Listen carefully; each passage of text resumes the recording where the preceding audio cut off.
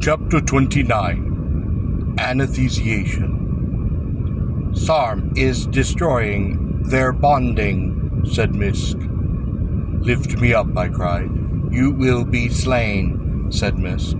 Quickly, I cried. Misk obeyed, and I crawled out of the trap, and to my wonder gazed upon the patterns of desolation that met my eyes. Misk's compartment was gone, only powdery stains marking the place where the walls had been. Through the very stone of the tunnel, which lay outside Misk's compartment, now opened like a deep window, I could see the next large nest complex which lay beyond. I ran across the flooring of the tunnel, and through the swatch of nothingness that had been cut through the stone, and looked on the complex.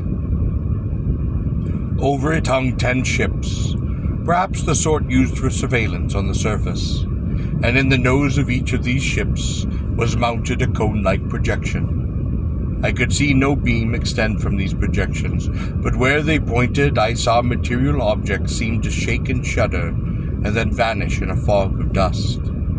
Clouds of particles from this destruction hung in the air, gray under the energy bulbs. The cones were methodically cutting geometrical patterns through the complex.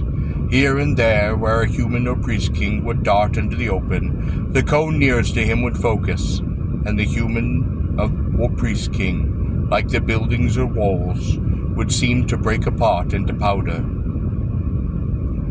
I ran toward the workshop where Misk and I had left the ship we had fashioned from the transportation disk.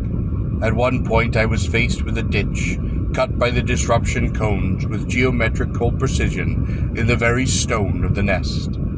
It lay across my path, perhaps 35 feet wide, perhaps 40 feet deep. I cried out with dismay, but knew what I must do. I retraced my steps to try the ditch.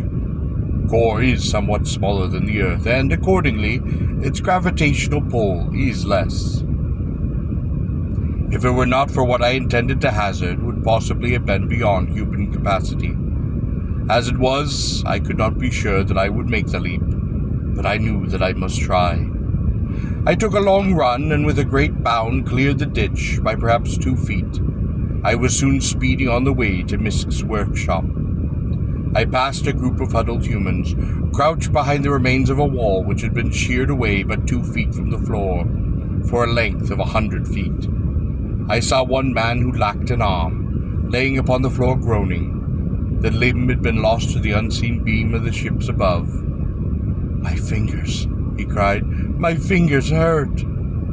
One of the humans by the wall, a girl, knelt by him, holding a cloth and trying to staunch the bleeding. It was Vika. I rushed to her side.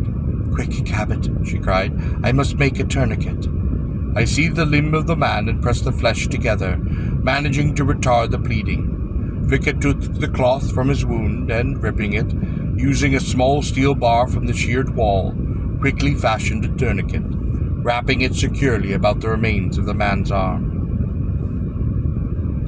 The physician's daughter did the work swiftly and expertly, and I rose to leave. "I must go," I said. "May I come?" "You are needed here." "Yes, Cabot," she said. "You are right." As I turned to go, she lifted her hand to me.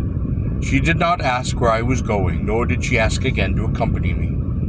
"Take care," she said. "I will." There was another man and a groan, and the girl turned to comfort him. Had it truly been Vika of Treve? I raced to the workshop of Misk and flung open the double doors and leaped into the ship, securing the hatch. In a moment it seemed the floor dropped a foot beneath me, and the doors rushed forward. In less than a few ain I had brought the ship into the large nest complex, where the 10 ships of Sarm still followed their grim, precise, destructive pattern, as placidly and methodically as one might paint lines on a surface, or simply mow a lawn.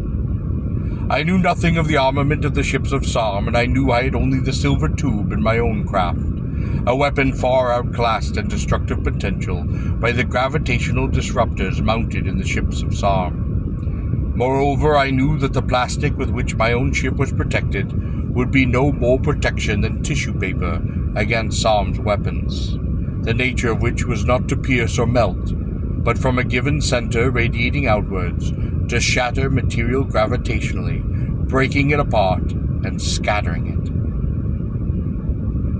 I broke into the open, and the floor of the complex shot away from beneath me.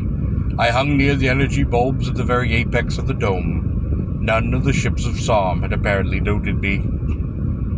I took the lead ship in my sights and dropped toward it, narrowing the range to increase the effectiveness of the silver tube. I was in 200 yards when I opened fire, attacking from the rear, away from the destructive cone in its bow. To my joy, I saw the metal blacken and burst apart like swollen tin as I passed beneath it and began to climb rapidly toward the belly of the second craft, which I ripped open with a sizzling burst of fire. The first craft began to turn slowly, uncontrollably in the air, and then plunged toward the ground. I hoped Psalm himself might have been in that flagship. The second craft shot wildly toward the ceiling of the complex and shattered on the stone ceiling, falling back to the ground in a shower of wreckage. The other 8 craft suddenly stopped their destructive work and seemed to hover in indecision. I wondered if they were in communication with one another. I suppose so. Undoubtedly they had not expected to be met with any opposition. They may not have even seen me, while they seemed to hung undecided in space, almost like puzzled cells in a droplet of water. I dove again, and the third ship broke apart as though it were a toy beneath a falling cutlass of fire.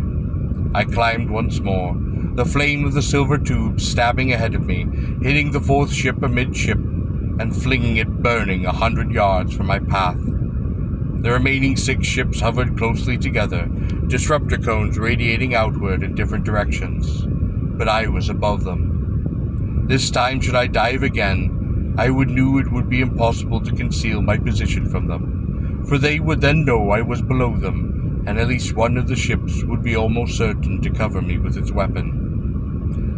It would be but a moment before they would discover my position. Even now, 2 of the ships were moving their place, one to cover the area beneath the small fleet and the other above.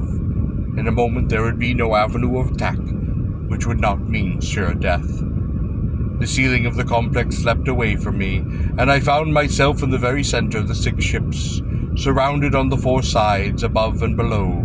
I could see the scanners mounted in the nose of the ships probing out, but I was nowhere to be found. From the distance I could see hatches in the ships upon the top. There was sufficient oxygen in the complex to permit exposed visual observation, but none of the priest kings peered out of any of the hatches. Rather, they continued to concentrate simply upon their instruments. They must have been puzzled by the failure of their instruments to detect me. 2 hypotheses would seem most likely to explain this phenomenon to them. First, that I had fled this complex, and second, I was nestled among them. I smiled to myself, for I was certain that the second hypothesis would never occur to a priest king, for it was too improbable, and priest kings are rational creatures. For half a Grianong we hung there, none of us moving. Then for a full Grianon did we remain there motionless above the complex. Again I smiled to myself. For once I was sure I could outwait the priest king. Suddenly the ship beneath me seemed to quiver, and then it blurred and disappeared. My heart leapt. Ground fire! I could imagine Misk hastening to his tools and the vast assemblage of instrumentation in his shop, or perhaps sending an outraged priest king to some secret arsenal where lay a forbidden weapon, on to which Misk would never have had recourse were it not for the hideous precinct of Psalm. Almost immediately the remaining 5 ships fell into a line and raced down toward one of the tunnel exits that led from the complex. The first ship to near the exit seemed to burst into a cloud of powder, but the next 4 ships and myself, who had fallen into line with them, pierced the veil of powder and found ourselves coursing through the tunnel back toward Psalm's domain. There were now 4 ships ahead of me in the tunnel fleeing. With satisfaction I noted the width of the tunnel did not permit them to turn. So with grim decision I pressed the firing switch to the silver tube, and there was a shattering burst of fire. I heard and felt branches of steel and tubing flying against my armored transportation disc. Some of the materials flew with such force that gashes were cut in the obfuscated cage plastic, and the ship was buffeted and jostled, but it cut its way through this jungle of flying parts and found itself again streaming down the tunnel. Now the three ships were far ahead. I thrust open the speed valve on the armored transportation disc to try and overtake them, and just as the three ships burst into the open of another huge complex, I caught up and opened fire on the third ship. My fire seemed less effective this time, though I gave it a full burst. The charging of the tomb seemed at last almost exhausted. The third ship moved erratically, one side blackened and wrinkled with the scar of my attack. Then it seemed to come under control and turned like a cornered rat to face me. In an instant I would be within the firing radius of its disruptor cone. I took my ship up over the craft, trying another burst, which was even weaker than the last. I tried to keep above the ship, staying away from that disruptor cone and its bow. I was dimly aware of the other two ships now turning to also bring me within their range. At the moment I saw the hatch on the injured but threatening ship fly up and the head of a priest king emerge. I suppose that some of the scanning instrumentation had been damaged upon the ship. His antenna swept the area and then focused upon me at the same time that I pressed the firing switch. It seemed the golden head and antennae blew away in ashes, and the golden body slumped downward in the hatch. The silver tube might be draining its power, but it was still a fearsome weapon against any exposed enemy. Like an angry hornet, I flew to the open hatch of the injured ship, and I blasted away into the hatch, filling the insides with fire. It tumbled away like a balloon and exploded in the air as I dropped my ship almost to the ground. I was quick, but not quite quick enough, because the plastic dome of my ship seemed to fly away in the wind, leaving a trail of particles behind. Now in the shattered rim of the plastic dome, scarcely protected even against the rushing wind, I fought to regain control of my craft. The silver tube still lay intact in the firing port, but its power was so considerably reduced that it was no longer a menace to the ships of Sarm. A few yards from the flooring of the plaza, I brought the craft again into order, and throwing open the speed valve, darted into the midst of a complex building. There I stopped, hovering a few feet above the street passing between them. The ships of Sarm passed overhead like a hawk, and then began to circle. I would have had a clean burst at the ship, but the tube was, for all practical purposes, no longer a weapon. A building on my left seemed to leap into the air, and then simply vanish. I realized there was little I could do, so I took the ship up under the attacker. He turned and twisted, but I kept with him, close, too close for him to use his disruptor clone. The wind whistled past, and I was almost pulled from the control of the ship. Then I saw what I would not have expected. The other ship of Sarm was turning, slowly and deliberately on its fellow. I could not believe what I saw, but there was no mistaking the elevation of the disruptor cone, the calm, almost unhurried manner in which one of the other ships was drawing a bead upon its fellow. The ship above me seemed to tremble and tried to turn and flee, and then sensing the futility of this, it turned again and tried to train its own disruptor cone upon its fellow. I flashed my ship again to the ground only an instant before the entire ship above me seemed to explode silently in a storm of metallic dust, glinting in the light of the energy bulbs above. In the cover of the drifting remains of the ship shattered above me, I darted among the streets of the complex and rose behind the last ship. This time my own craft seemed sluggish, and it was only too clear that it was not responding properly anymore to the controls. To my dismay, I saw the last ship turning slowly towards me. I saw the disruptor cone rise and focus on me. It seemed I hung helpless in the air, floating, waiting to be destroyed. I knew I could not evade the wide-angle scope of the disruptor beam, so I savagely hurled my weight against the controls, but they remained unresponsive. I floated above the enemy craft, but it tipped, keeping me in the focus of its beam. Then, without warning, it seemed the very stern of my craft vanish. I left the deck suddenly give way, and as half of the craft vanished in powder, and the other half crumbled to the buildings below, I seized the silver tube from the firing port and leaped downward to the back of the enemy ship. I crawled upon that ship and tugged upon its hatch ring, but it was locked. The ship began to bank. Probably the pilots had heard wreckage hit the ship and were banking to drop it into the streets below, or perhaps they were actually aware that I had boarded them. I thrust the silver tube to the hinges upon the hatch and pressed the firing switch. The ship banked more steeply. The tube was almost drained of its power, but that point-blank range and the intensity of even the diminished beam melted those hinges from the hatch. I wrenched the hatch open and swung wildly out from its locked side. Suddenly I hung there, one hand upon the rim, one hand upon the silver tube, as the ship lay on its side in the air. Then before the ship could roll, I tossed the tube inside and squirmed in after it. The ship was now on its back, and I was standing inside upon its ceiling, when the ship righted itself and I found the silver tube again. The inside of the ship was dark, for its only intended occupants were ever priest-kings, but the open hatch permitted some light. A forward door opened, and a priest-king stepped into view, puzzled, staring at the sainsing of the open hatch. I pressed the firing switch of the silver tube, and it gave forth with a short, abrupt, scorching blast, and then was cold. But the golden body of the priest-king stepped into view, puzzled, startling at the sense of the open hatch. I pressed the firing switch of the silver tube, and it gave forth a short, abrupt, scorching blast, and then was cold. But the golden body of the priest-king blackened, and, half sliced through, reeled against the wall, and fell to my feet. Another priest-king followed the first, and I pressed the firing switch again, but this time there was no response.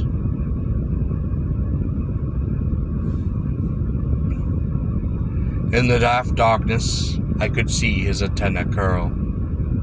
I threw that useless tube at him, and it bounded them from his thorax.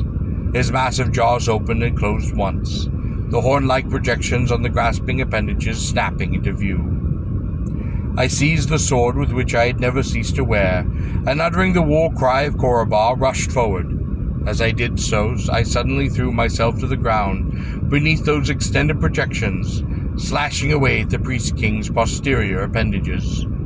There was a sudden fearful scream of odor from the signal glands of the priest-king, and he tipped to one side, reaching for me with his grasping appendages. His abdomen now dragged on the ground, but he pushed himself toward me. His jaws were snapping. By means of the two forward appendages and the remains of his posterior, I leapt between the bladed projections and cut halfway through its skull with my sword. It began to shiver. I stepped back. So this is how a priest-king might be slain, I thought. Somehow, here one must sever the galvanic net in mortal fashion. Then it seemed to me, not improbably, that this might be the case, for the major sensory apparatus, the antennae, lie in its head. Then, as though I were a pet mule, the priest-king extended his antenna toward me. There was something piteous in the gesture. Did it wish me to comb the antenna? Was it conscious? Was it mad with pain? I stood not understanding, and the priest-king did what he wished. With a toss of his great golden head, he hurled his antennae against my blade, cutting them from his head, and after a moment, having closed himself in the world of his own pain, abandoning the external world in which he was no longer master, he slipped down to the steel flooring of the ship, dead.